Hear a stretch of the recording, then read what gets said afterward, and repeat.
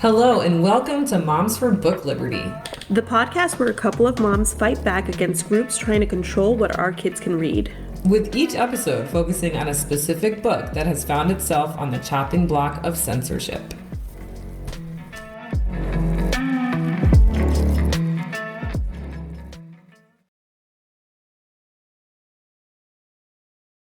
Hello, and welcome to Moms for Book Liberty, the Junior Edition. This is our second episode, right, Jennifer?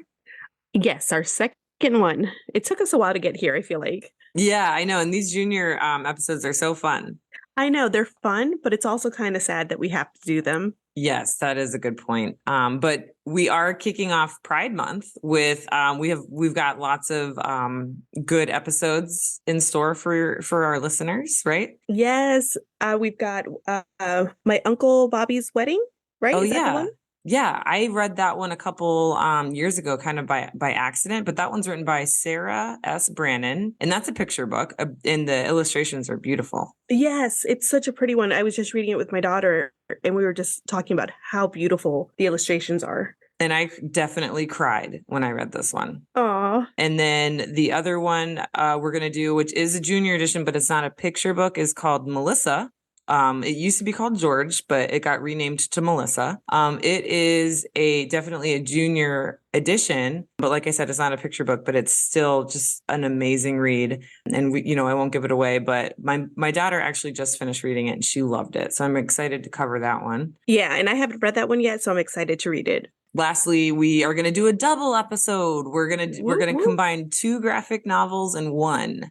So we're going to combine Flamer, which is a graphic novel by Mike Curato, and Genderqueer, which is a graphic novel by Maya Kobabe or Kobabe. We'll look up the pronunciation of that author's name so that we don't mess it up when we actually do that episode. Right, because I'm no help here. The first name is Maya, I'm pretty sure, but we'll double check that when we cover. But yeah, so we're kicking off Pride Month with a really awesome picture book that I have read to my 6-year-old like 45,000 times, called Tango Makes Three by Justin Richardson and Peter Parnell, illustrated by Henry Cole. Yeah, this is such a cute book. It's based on a true story of two male penguins who adopt an egg and then obviously take care of it till it hatches, and they have baby Tango. Because it takes two to make a tango. Exactly. So that's what, like you said, this is a true story. And the zookeeper, Mr. Gramsay, he, it's based on a real character at is it the Bronx Zoo? No, Central Park, the Central Park New York Zoo. Yeah. So I've actually been to the Central Park Zoo, and you know what's funny? I was at the Central Park Zoo, let's see, it was 2005, 2006, and Tango would have been like 5 or 6 years old. Or I don't know, Tango would have been like a baby, and I totally missed it because like I had no idea that this story, was there. But it's so cool to think that I was there when Tango was there. Yeah. Did you see the exhibit? Yes, I remember specifically seeing the penguin exhibit because it was so cool. They had like this writing at the top of the glass exhibit, and it said that penguins mate for life. And the way that they do this is they like find a pebble on the beach, like the perfect pebble, like it has to be super smooth and super round, and it's like the perfect pebble, and they give it to whoever they decide to mate for life with. And they had like written that at the top of the exhibit, and I read it for and that was like the first time I realized like how unique penguins were. So yeah, I mean, this truly is a scientific book about animal behavior. So like, it just baffles me that this book has been on the top 10 most banned book lists, like how many times, like 6 or 7 or even 8 times? 8 times since 2005. Wow. So it was published around 2005, and since then it's been on the top 10 most banned book lists 8 times, which is crazy. It's a scientific book about animal behavior, but it also, offers visibility for, different kinds of families who have Yes. two dads or two moms, or even families that adopt, because these penguins literally, they're adopting a penguin. So it just baffles me that this is one of the books that we have to cover. And it's so not controversial at all. It's a true story, an interesting true story, which is obviously why they turned it into a book. Kids love this story. And also, like we said, it does offer that important visibility for those different kinds of families, Yeah. And another reason that we decided to cover this to kick off, Pride Month is because it's actually a part of a groundbreaking lawsuit. Yes. Yeah, in Escambia County. Surprise, surprise. Escambia County is in what state? Florida. Florida. Unfortunately, here we are again making, the news and the headlines, but we actually are happy about this lawsuit. But it sucks that there has to be a lawsuit, but we're happy about the lawsuit because they're suing the school district and the school board for their sweeping school library censorships. It's a publisher, right? One of the publishers joined the lawsuit. Yeah, so I know that it's part of the lawsuit is Pan America. Oh yeah, and Penguin Random House, which is funny. Penguin. Yeah, Penguin. Yeah, right. Maybe they did that on purpose because the book was banned in Escambia, right? It wasn't challenged, and we know we've gotten some feedback about the difference between banned versus challenged. Like this book was banned, right? Right. Which, I mean, they don't like the word banned. It's just another word for removed. It's not allowed in the school. So what do you call that? A ban. Yeah, it's definitely banned. I mean, that's just crazy that I think it was something like 3 school board members against 2 voted to ban it. And right before the lawsuit came out, the school board abruptly fired the superintendent because the superintendent was not supporting all of these book bans. They're like, okay, you're fired, which and we're seeing that a lot in Florida. Yeah. I don't know about other states, but definitely we see that a lot in Florida. Yeah. I mean, even with our superintendent who, pushed Sold by Patricia McCormick, she pushed that through, even though she had banned the Nowhere Girls. I personally think that it's because she pushed Sold through, and among other things. But yeah. So yeah, it was Lindsay Dirtschi, a member of the PTA in Escambia County, joined forces with Penguin Random House as well as Pen America to sue Escambia County. So yeah, there's a few authors on there too, right? Obviously the author of this book. Yes. And another book that we've covered, All Boys Aren't Blue. Yeah. I mean, Escambia County a few more. There's a lot more. Yeah. Escambia County has got a lot of books on the list. I think there's one particular teacher named Vicky Baggett, and it's unfortunate because she's a teacher who is trying to get all these books banned, right? She's she's an English teacher. That's shameful. Yeah. She went after The Perks of Being a Wildflower, which is a young adult coming of age novel, and a lot of other weird books like Slaughterhouse-5. Did they get rid of it? What was their reasoning? What was their reasoning? Tango Makes Three? Yeah. Oh, let me see if I can find it. Okay, so long story short, this shameful English teacher started asking to have all these books removed, or I think her word choice was quarantined from circulation. And so eventually the school board's general counsel said, we can't do that anymore. Just because you disagree with the message of a book, doesn't mean that you can just put it in quarantine. But nevertheless, they were put in a restricted section anyway, but eventually this policy was changed. So only books accused of being harmful to minors, such as, according to the Parental Rights and Education Act or the Don't Say Gay law. So that's kind of how we ended up here with Tango Makes Three, because even though the law is written to apply to classroom instruction, the presence of queer characters is enough for people to start worrying about their jobs, and as we've seen in some southern district in Florida, a teacher is being investigated by the Department of Education for showing that movie, the Disney movie, Strange World, because that features a gay character. Yes. And she didn't get fired, but she resigned. I mean, who knows if she would have gotten fired had she not resigned. That was in Hernando County. Yeah. And she's being investigated by the Department of Education. So, and that's because of this Don't Say Gay law, which so ridiculous. Right. Which of course DeSantis is saying it book bans are a myth. He doesn't want to talk about anything that's outside of the Bible. So I'm seeing here in Pensacola News Journal where they interviewed some parents, and someone said having 2 same-sex parents is not considered abnormal in our society. Oh, that's what the committee's report stated. And Oh. it says many of the students in our district have same-sex parents. Okay, so people are actually speaking out in Escambia, right? And again, that was in the committee's report, but then but they the still banned board it. disagreed with the committee's recommendation. And hence the lawsuit. Is, again, we see that a lot. Right. So we've got this board, this board that is going completely against what the committee is saying, even though there are same-sex parents in this community. So it's good that this lawsuit is here. And actually, right before the superintendent was fired, he said, there's something bad that exists here. There's something toxic that exists here. And, he's right. But it's not just in Escambia. No, but it's not even in Florida anymore. It's right. Spreading everywhere. Yeah, I read somewhere that like Texas is ahead of Florida. We're always competing with them to see who's worse. I know.